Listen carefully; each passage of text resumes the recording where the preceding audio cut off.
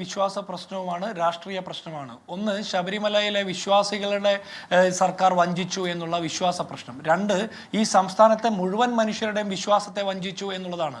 ഈ സർക്കാർ എല്ലാം ശരിയാക്കാൻ വന്നവരാ. ഒരാദ്യം പോയി ശരിയാക്കിയത് ശബരിമലയിലെ സ്വർണ്ണപ്പാളികൾ പൂശി പൂശി ചെമ്പാക്കുന്ന പണിയാണ് നടത്തിയത്. അപ്പോൾ അതൊരു രാഷ്ട്രീയ വിഷയം കൂടിയാണ്. അപ്പോൾ സ്വാഭാവികമായിട്ട് ഒരു പ്രതിപക്ഷ സംഘടന എന്നുള്ള നിലയ്ക്ക് കോൺഗ്രസിനും മുന്നണി എന്നുള്ള UDF അക്കാര്യത്തിൽ ജനങ്ങളുടെ മുമ്പിൽ ഈ സർക്കാരിനെ തുറന്നു കാണിക്കേണ്ടത് ഞങ്ങളുടെ രാഷ്ട്രീയ പ്രവർത്തനത്തിന്റെ ഭാഗം കൂടിയാണ്. അത് ഞങ്ങൾ തുടരും. അതിൽ ഒരു ആശങ്കപ്പെട്ടിട്ട് കാര്യമൊന്നുമില്ല. 2018 യുവതി പ്രവേശനവുമായി ബന്ധപ്പെട്ട് ഇപ്പോൾ രാഹുൽ ഈശ്വർ പറഞ്ഞത് പിണറായി വിജയനെ തെറ്റിദ്ധരിപ്പിച്ചു എന്നാണ് അഫിഡവിറ്റിന്റെ കാര്യത്തിലൊക്കെ.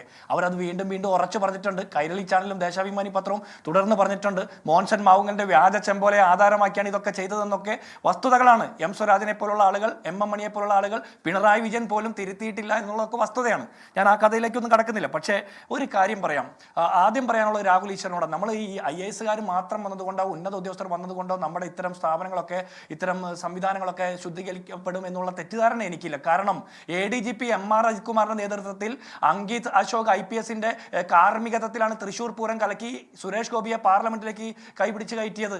അവിടെ CPI-കാരനായിട്ടുള്ള ഈ മന്ത്രിസഭയിലെ 2ാം സ്ഥാനക്കാരനായിട്ടുള്ള K. രാജൻ മന്ത്രി, ആ മന്ത്രി എന്തായാലും അവിടുത്തെ ആചാരാനുഷ്ഠാനങ്ങൾ കൃത്യമായിട്ട് നടക്കണമെന്നും പൂരം കലങ്ങരുതെന്നും ആഗ്രഹിച്ച വ്യക്തിയാണെന്നാണ് എൻ്റെ ബോധ്യം. ഞാനൊരു പ്രതിപക്ഷ സംഘടനയുടെ ഭാഗമായിട്ട് കൂടി.